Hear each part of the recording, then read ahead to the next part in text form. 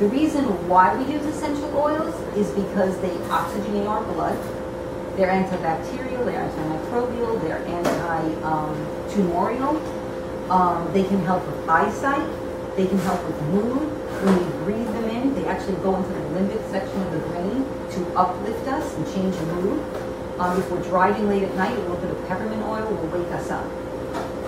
So actually, on that note, I think we're going to pass an oil around right now. And we're going to actually start with some peppermint. So let's just pass this one around. What we do with essential oils, many times because these oils are so pure, we don't touch the orator because we're going to ingest them at times, right? So what we do is we just tip the bottle to the side like this, and you see one drop will slowly come out. There's about 125 drops in a small bottle like this, and well over 300 drops in a larger bottle like that. So I'm just going to pass this around.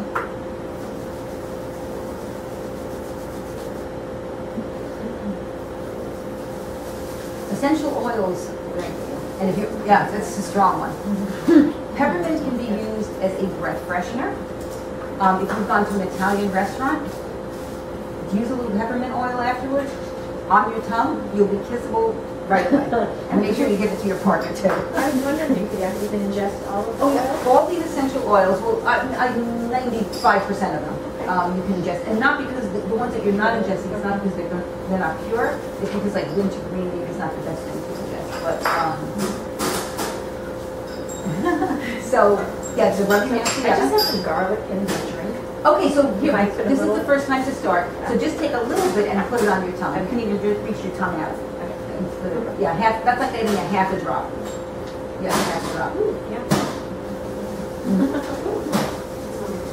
So peppermint is, now essential oils have many, one essential oil will do many different things. One pharmaceutical drug will do many different things. It might bring you side effects that might hurt the liver, might cause inflammation, might make eyesight not as good, change liver enzymes. With essential oils, you're using one essential oil, but you're actually having side effects, but they're very, very positive. They're affecting all parts of the body. They're being oxygenizing the blood, they're crossing the blood-brain barrier. Essential oils have very, very teeny, tiny they're very small. So they're actually able to cross the blood-brain barrier, and they're able to get into the skin, and into the blood and into the cells so much more easily. So they are immediately absorbed into the skin. Plants also can stimulate nature in the body. So that's what we want. That's a very important thing. Back to the way we use them, because you said, oh, we can ingest these. These essential oils, because they are so pure, can be taken internally. The few different ways to get them internally would be to put them in a cup of water and drink them down. Another way would be to mix them into maybe a little bit of maple syrup and take it down. I actually rarely do that one. Yeah, we can put like maybe 2 or 3 drops in some maple syrup if you were sensitive, but I actually rarely do that one. But you can also put them into capsules. We take empty gel caps and we just actually kind of eyeball it and just drop a few drops into a gel cap, close up the gel cap, and then ingest them. But we can put them on the facial skin, we can use them as deodorant, we can put them anywhere on our bodies, we can put them on the bottom of our feet. If we think back to biblical times, what was always talked about was Jesus had his feet anointed, and they all anointed each other's feet very often. The bottom of the feet have larger molecules, and so the larger molecules actually will absorb the oil a little bit more quickly. Having said that, we put them everywhere. We put them on our tummy if we have a digestive upset. They can even be used internally, vaginally, and we'll talk about that too when we get to the beauty part. So number one is we apply them to our skin. The other way to use them is we inhale them. When essential oils are inhaled, they go into the limbic section of the brain within 3 seconds, right in there. And the upliftment of mood happens. The memory gets moved much more quickly.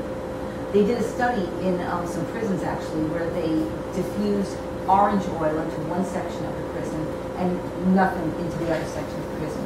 They actually watched the mood elevation and the calmness and the decrease in arguments in where the orange oil was being diffused. It was really very, very remarkable. And the other way is internally. So we're putting them in capsules, we're putting them directly on our tongue, we're putting them in water, and we're taking them internally. And if you look at these oils, they are so pure, and we're not going to do it right now, but when you have your own oils, if you peel back the back of them, you'll actually be able to see the USDA recommended allowances on the back of the labels, which is really, really super amazing. There are 4 different kinds of essential oils. I'm just going to go on to that for a second. The 4 different qualities of essential oils are, there's synthetic essential oils. If anybody's washed their hair today with a regular shampoo, if they maybe use deodorant, or they've smelled a candle and sore, those are synthetic oils. They're actually made in a factory. They're made from chemicals, really. Now, they smell good, but they don't have any therapeutic value.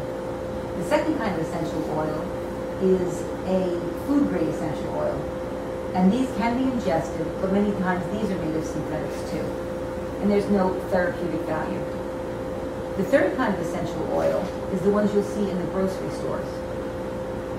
Those probably do have some purity to them. They are often marked as organic, but we can't be sure exactly with the soil. We may know that there was no organic, there was no pesticide material put on the plant, but we can't be 100% sure that these are 100% organic because there's no regulation in the world for essential oils. There could be some weeds in there. If there's lavender, or maybe there's some chicory in there. Maybe there's some dandelion in there. We just don't know what else could be put in there.